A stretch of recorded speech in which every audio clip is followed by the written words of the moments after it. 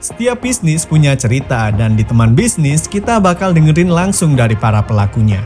Episode perdana ini kita mampir ke Balkoni Store, tempat fashion dan toko thrifting bertemu dengan kreativitas anak muda di Malang. Nah, konten ini adalah hasil kolaborasi Honjrot Malang x Flamingo Agency. Yuk kita mulai perjalanannya.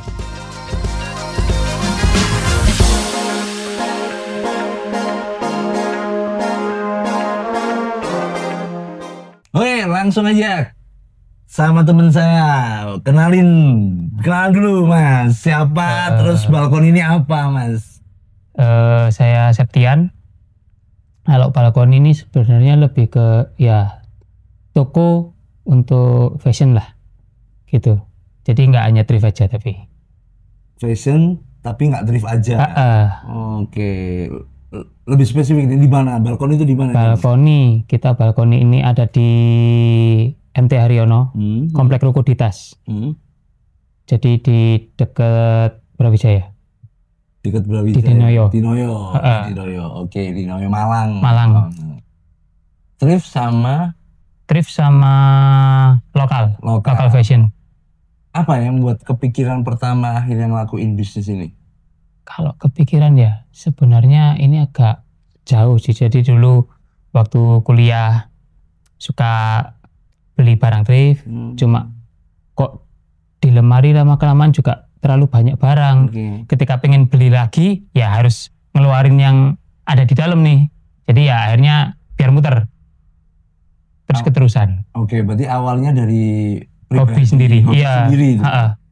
Barang-barang di lemari dijual. Benar. Dijual atau dijual, jadi ya dikasih, nggak sampai sekarang lah dikasih ya. Jadi dibeli. Jadi pertama aku beli nge-thrift, memang udah dari dulu udah nge-thrift. Terus habis itu ketika ada tren baru kita beli baru lagi. Yang lama-lama akhirnya kita jual. Tahun berapa itu kepikiran akhirnya seperti itu? Itu kuliah sih, jadi di 2010. 2010-an. Awalnya menguntungkan nih, akhirnya cobalah buka. Ya awalnya lebih ke untuk beli barang baru, ya akhirnya ada yang tak jual. Jadi biar nggak ngambil uang kuliah lah. Kayak gitu.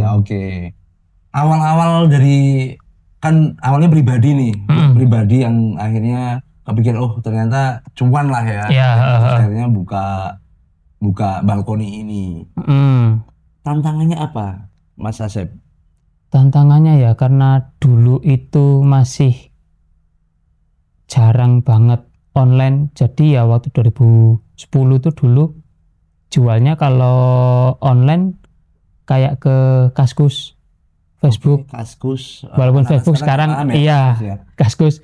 Mungkin kalau Facebook sekarang udah mulai marketplace juga jalan. Tapi dulu juga masih di forum pribadi sendiri jualannya kayak gitu. Jadi lebih banyak online kayak gitu. Dulu juga ekspedisi nggak terlalu banyak. Jadi ya cuma dua ekspedisi aja yang kita pakai kayak gitu. Itu salah satu tantangan, dan juga belum terlalu ramai marketplace. Jadi penipuan juga masih lumayan banyak lah, seperti kayak belum ada mobile banking buat ngecek dan lain-lainnya. Itu di zaman-zaman dulu ya, waktu 2010 gitu masih harus ngecek ke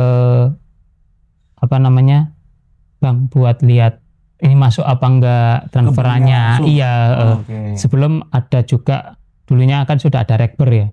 Di Kaskus ya? Di Kaskus sudah ada Rekber kayak gitu. Ya itu sih paling aman ya, mungkin akhirnya memotong keuntungan untuk jasa ke Rekbernya itu aja, untuk lebih aman. Jadi biar Rekbernya yang ngecek sudah masuk uangnya, barang kita kirim, duit cair ke kita. Kayak artinya gitu sih. Kalau tak tangkap berarti tantangannya waktu itu tuh kepercayaan antara Mas Asep sama pembelinya ya. Iya, benar-benar. Dibangun lah kepercayaannya. Ya perlu proses bangunnya, perlu nggak sih langsung ada orang percaya langsung beli juga enggak sih kayak gitu. Berarti kalau dulu balkoni ini awalnya dari online dulu atau langsung ada store-nya gitu? Kalau balkoni sendiri sebenarnya itu kan kita terbentuk dari beberapa teman-teman online. Jadi dulu teman jualan bareng. Dulu di 2017 aku sama teman-teman sempat bikin Movement dari teman-teman sendiri karena kita dulu basicnya semuanya jualan online, di mana untuk menimbulkan kepercayaan itu tadi mendengarkan dari keluh kesah teman-teman lah. Aku beli dari luar kota kayak gini, datangnya gini, nggak cocok kayak gini. Ada gerakan dari teman-teman untuk ayo kita mengoffline-kan diri. Jadi dari teman-teman online itu tadi, akhirnya ada sebuah kafe yang pengen bikin event, akhirnya kita ngelapak di situ. Ngelapak di 2017 kita ngelapak di situ. Setelah ngelapak, akhirnya ngomong-ngomong kita bikin komunitas gitu. Akhirnya dari teman-teman itu ada yang sevisi bentuk Balkoni di 2019 gitu. Yang dimana isinya akhirnya thrifting dan juga barang-barang fashion lah ya, lokal brand kayak gitu. Jadi nggak melulu dari thrift. Kalau dulunya memang basicnya kalau saya pribadi dari thrift. Berarti kalau ngomong balkoninya yang offline itu berarti tahun 2019. Sebelum COVID berarti ya? Sebelum COVID.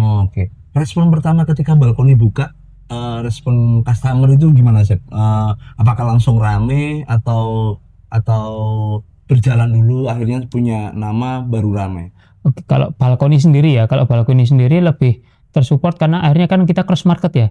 Dari berdiri kan kita ada banyak bakul online ini. Bakul online. Iya kan, penjualan online-nya kan banyak.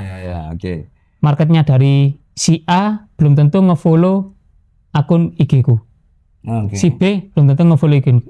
Jadi ketika kita waktu dulu berawal cuma berdua, bertiga, sampai berenam, sempat berenam satu toko, itu kan mereka punya pasar masing-masing. Akhirnya kita cross market. Contoh seumpamanya ada yang ngefollow dari akunku, thrift, datang ke toko, ternyata nggak ada yang nggak cocok, terus habis itu ngelihat ada sepatu nih, nah akhirnya pulang bawa sepatu, berangkat niatnya ke toko niatnya beli apa, pulangnya bawa apa, kayak gitu sering banget sih. Jadi memang goalnya sama teman-teman ketika kita bikin satu toko itu kenapa kok sebisa mungkin barangnya beda-beda.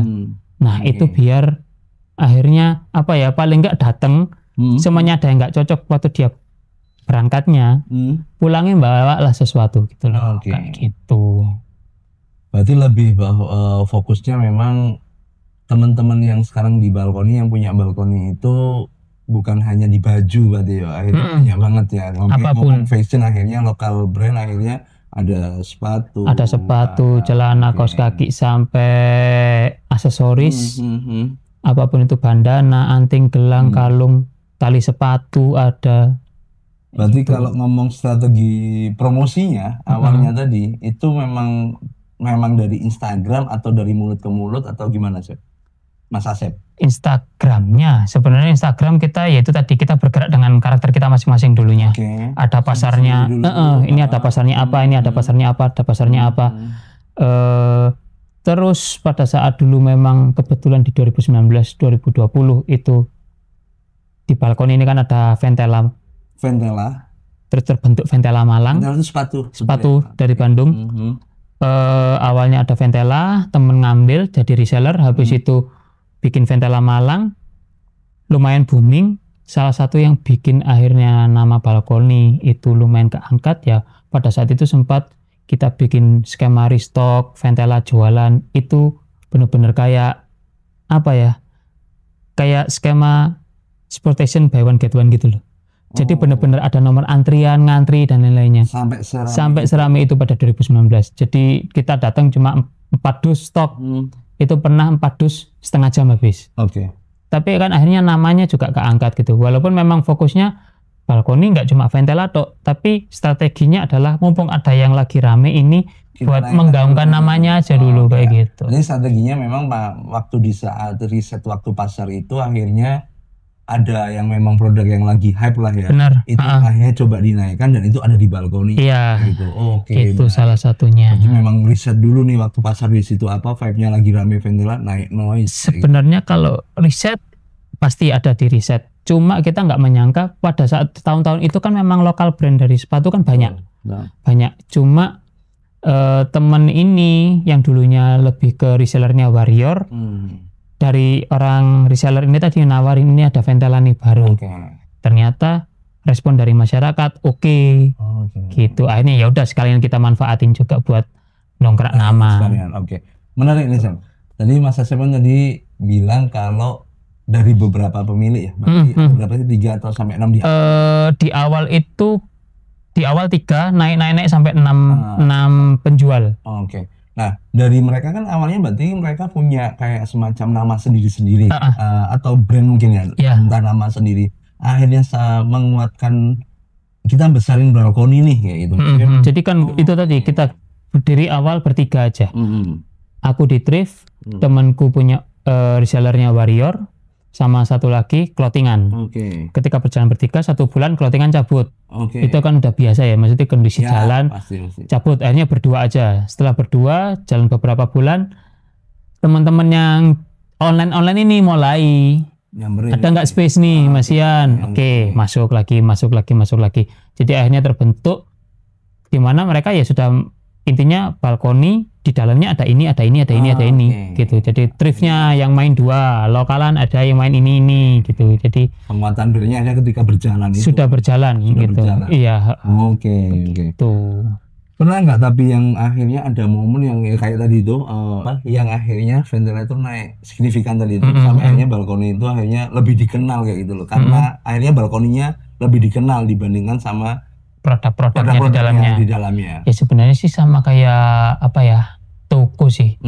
Jadi kayak mall namanya naik kan karena brand-brand yang di dalamnya juga gitu loh. Nggak kenal produknya apa ya. Iya udah naik aja. Intinya kalau sekarang jatuhnya cari apa nih? Aku pengen ini, semuanya satu gerombolan ke balkoni aja. Paling enggak apa yang dicari bisa dapat semua. Kita nggak perlu ke beberapa toko, ke satu toko bisa dapat kayak gitu sih. Ya akhirnya filosofi dari kita teman-teman semuanya apa nih yang nggak ada. Jadi ketika customer ada yang cari ini nggak dapat, itu biasanya sama tim dicatetin kan. Apa nih yang paling banyak diminta ini? Oke, potensi nggak kita adain. Jadi sudah tidak terlalu idealis. Aku nge-thrift tok. Yang ini sepatu ventilator, ya kita nggak memungkiri kita cari uangnya di sini. Ya jadi akhirnya apa yang diminta customer, pernah tanya apa ini kok kayak lumayan banyak yang tanya ini. Potensi nggak untuk kita datengin nih barang? Ya udah kita munculin juga kayak gitu. Siap. Oke, berarti memang kalau dari ceritanya Mas Asep tadi kan berarti thrifting itu bukan dari ide bisnis ya awalnya, berarti ya, hobinya, basicnya dulu aja sih. Ada peluang, akhirnya jadi ide bisnis. Walaupun temen yang Ventela ini, aku kenal dari apa? Dari nge-thrift.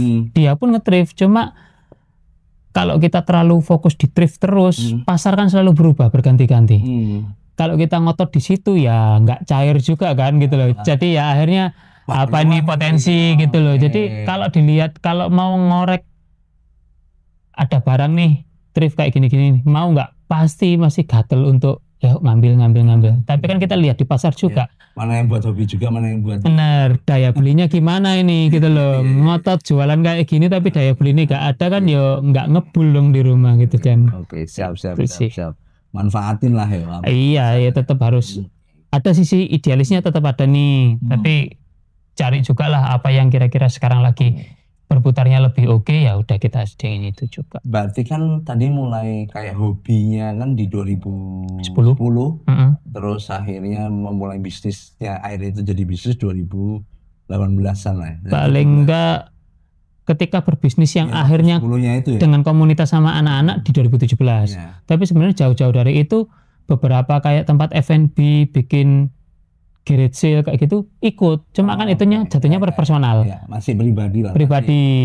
Kalau 2017 akhirnya kayak mewadahi. Masih muda lah ya Mas Asep waktu itu ya Mas Asep ya. Sekarang kan juga masih muda. 17 ya. 17. Nah, menarik nih Mas. Mungkin kalau ada pesan kan sekarang banyak nih anak muda yang ingin memulai bisnisnya semacam kayak sekarang menjadi passion atau profesi yang kalau dulu nggak menjamur lah, tapi sekarang banyak sekali pemuda-pemuda yang kepingin berbisnis kayak gitu. Nah, mungkin nih bisa kayak ngasih tips lah atau pesan buat teman-teman yang muda-muda atau yang lagi merintis, itu apa tipsnya? Tipsnya ya proses sih. Poinnya di proses. Proses. Karena banyak beberapa penjual apalagi thrift gitu yang ketika cari barang itu nggak mencoba mencari sendiri. Ketika di toko langsung ketanya penjual, Pak ada barang ini nggak? Itu yang membuat akhirnya merusak pasar. Akhirnya si bapak-bapak penjual ini tahu brand-brand apa aja nih yang harganya tinggi-tinggi. Akhirnya ketika orang ini mau beli, mau kulak dalam artiannya, oh kenapa orang-orang ini cari brand-brand ini? Ya akhirnya kan dia searching atau cari-cari, tanya-tanya, emang bisa jual berapa sih kayak gini? Kalau zamanku dulu sama teman-teman, kita datang, dress up nggak sing terlalu gimana-gimana, macak gembel, cari barang sendiri. Ya gimana caranya? Capek pasti. Makan waktu, setoko dicariin akhirnya nggak dapat apa ya, nggak dapat apa-apa. Tapi ketika dapat, harganya nggak tinggi, kan ini margin itu yang kita bisa buat hidup kita gitu.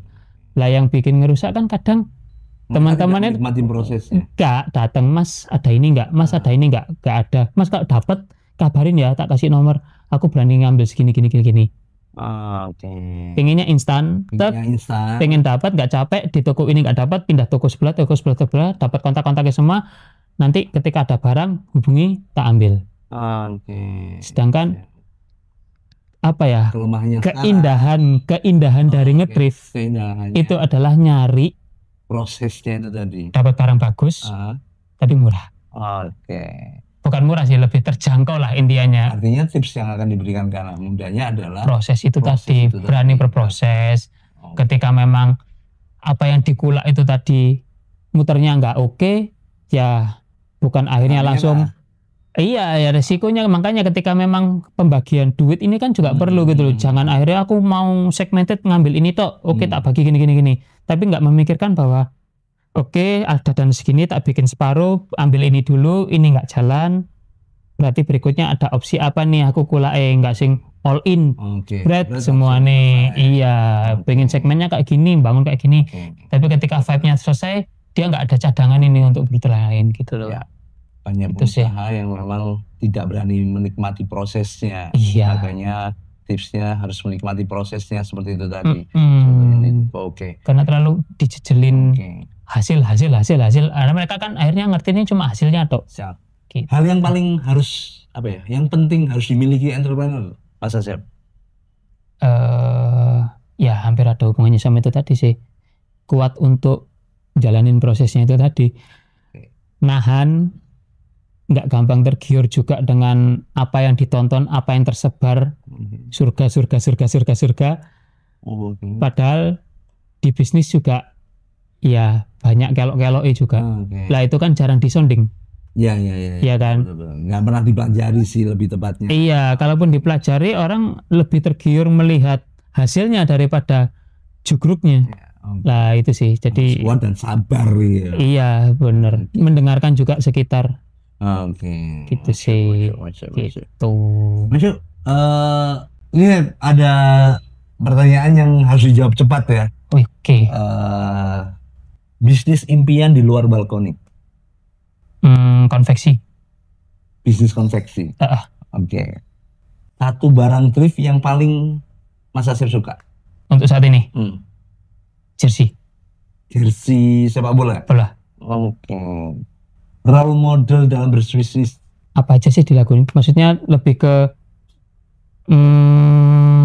mana yang peluang sikat. Siap. Kalau nggak bisnis thrift, Mas Asep mau ngapain? Jualan makanan. Jualan makanan. Iya. Kata-kata motivasi favorit Mas Asep. Ini motivasi. Ya. Jangan pernah capek untuk berproses. Itu aja. Jangan pernah capek ketika berproses. Masuk akal. Oke. Seru banget Mas Asep. Kita memang lagi ngulik lah ya bagaimana usaha-usaha di sekitar kami itu berproses, bagaimana tumbuh sehingga bisa ngasihkan ke tips lah ataupun favorit ke teman-teman kayak gitu. Apapun yang bisa dipetik lah kayak gitu. Buat teman-teman yang mungkin lagi mikir usaha atau apa, bisa langsung bisa belajar dengan video ini. Dan jangan lupa juga follow Instagramnya Balkoni Store. Ya. Balkoni Malang ya? Balkoni Malang ya. Balkoni Store. Oh, Balkoni Store. Oke. Lupa ya, pegang akun bukan saya soalnya. Aman. Jangan lupa Balkoni Store ya kan, dan lihat koleksi-koleksinya terbaru ada di situ di Dinoyo, di Ditas, di situ ada alamatnya, bisa langsung follow. Bisa ketemu Mas Asep, belum tentu juga ya Mas Asep ya di sini. Ketemu kalau jaga. Mas jaga. Oke, siap. Sampai ketemu di episode selanjutnya, di episode teman-teman bisnis yang lain. Sampai jumpa.